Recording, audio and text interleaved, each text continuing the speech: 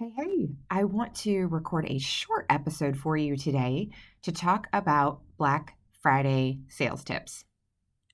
A couple years back, I recorded a whole lengthy episode about how to lead up to Black Friday and what to do before. But at this point, we're like week of, right?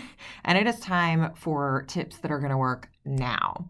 So if you are stressing out about making Black Friday sales, the first thing I want you to do is take a deep breath. Maybe pause this if you're not driving and take some big inhales and some big exhales, because here's the thing. Today, this week, this holiday season is a great time to make sales, but it's not the only time that you can make sales. And I feel like a lot of time we put so much pressure on ourselves that it shows, especially if you're using social media. Like your potential customers are going to smell desperation or any kind of weird off energy. So, I guess really before I even give you like some tactical stuff, just try to have fun this week. You know what I mean? Like it's supposed to be all about being thankful, at least here in the United States. We're celebrating Thanksgiving and it's supposed to be a time when we can be with loved ones and be grateful, and it's a season of gratitude and all that kind of stuff. And so much of it gets lost in business and hype and consumerism. I digress. Let me give you a couple quick tips. You can relieve stress by focusing on a couple things. And I actually mentioned this in my email to my email list yesterday. Number one, my best tip is if you are trying to sell anything, no matter what time of year, but especially on Black Friday, tell as many stories as you can about your offer as you can possibly think of. Tell stories. Here's the thing. You have gotten a bajillion emails this week about all the things that are on sale, and they all start with 25% off, 50% off, blah, blah, blah, blah, blah, blah. And that's great if your person already knows that they want your thing. So in other words, if they're already sold on your offer, they already know that they want your thing, then you can go and tell them how great the discount will be. But most of your audience, whether they're on email or on social media or any other place, they aren't already sold on your offer. So the way that you can sell them on your offer in the least spammy way, in such a great marketing technique, is to tell stories. Tell your own personal stories with your product or service. Tell how it's impacted you. Tell how it's changed your life. Whatever your experience is with it personally, tell that story. And then go ahead and tell people the stories, tell them the stories of the people that you've helped. Testimonials, social proof, all that good stuff. Interview a customer, whatever you can do to get creative. Like there's so many fun ways that you can tell stories. Telling stories is the number one way to sell your thing. So tell stories this week. Number 2 tip about making Black Friday sales. I kind of already talked about it, but don't assume that people know what you sell and why it's going to help them. You think that everybody knows what you sell and why you're different and what's unique about you and why your thing is different than all the other things on the market, but probably only 10% of your audience actually does know that. So assume that 90% of your audience has zero clue what you're actually selling, why it's helpful to them, and why it's different than the other dude who's selling the same thing down the street. Because that's the truth. So if you're promoting a sale, don't just jump into the 25% off part. Tell them, hey, look, you might not know it, but I have this thing that has changed my life, and here's how it's changed my life. Maybe even tell a small story.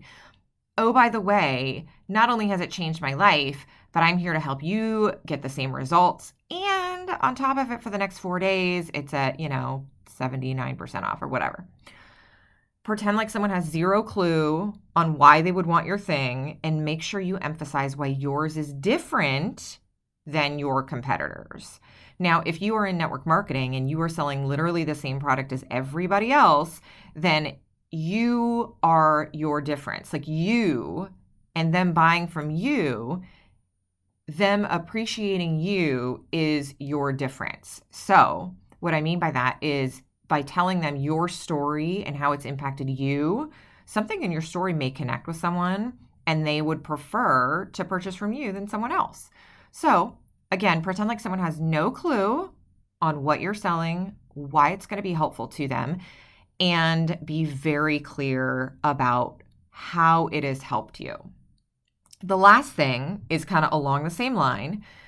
Do not talk about the features that your thing has. I don't care that it has some cool alpha lipoic acid. I don't care that it has the special coffee bean from, the jungles of Brazil. I don't care. I don't care.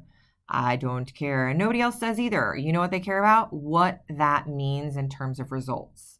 So you can go ahead and say, hey, look, we've got this really fancy coffee bean from Brazil, but here's why that's special. It's special because it's got the best tasting flavor and it's going to have 17 times more caffeine and it's going to make you start your day like a damn rocket ship and help you get so much more done and help you feel like a superstar without the caffeine crash. I don't know. I'm just making up a product here. My point is that tell them what they're going to get out of it instead of what you're actually selling. Because especially in network marketing and social selling, people geek out on the science and nobody cares about the science but you and the other people in your company. So don't talk about the features. Don't talk about the list of ingredients. Don't tell me that it has the special protein that's going to smooth out the hair shaft. Tell me that that means that it's going to make your hair shinier and more manageable and less frizzy, and therefore you will be more confident and have to wash your hair less times during the week. Okay? So talk about the benefits and talk about how it's going to make them feel and how it's going to make their life better. All of those things combined will make you just a very efficient salesperson during this week, although those rules apply all day long, all year long, all the time, because it's just good marketing. But I hope that that's just a good reminder for you that when you're getting on social media, don't get sucked in to leading with the sale. Right? Don't get sucked into leading with the sale. Make sure that you stick to the basic principles of marketing, that people want to know what the benefits are and how it's going to improve their life. Then you can talk about the discount after that. Okay? If this has helped you, number one, I'm super glad. Number two, feel free to share if you've got, teams or coworkers or anything like that. This might be just a short little podcast that they can listen to.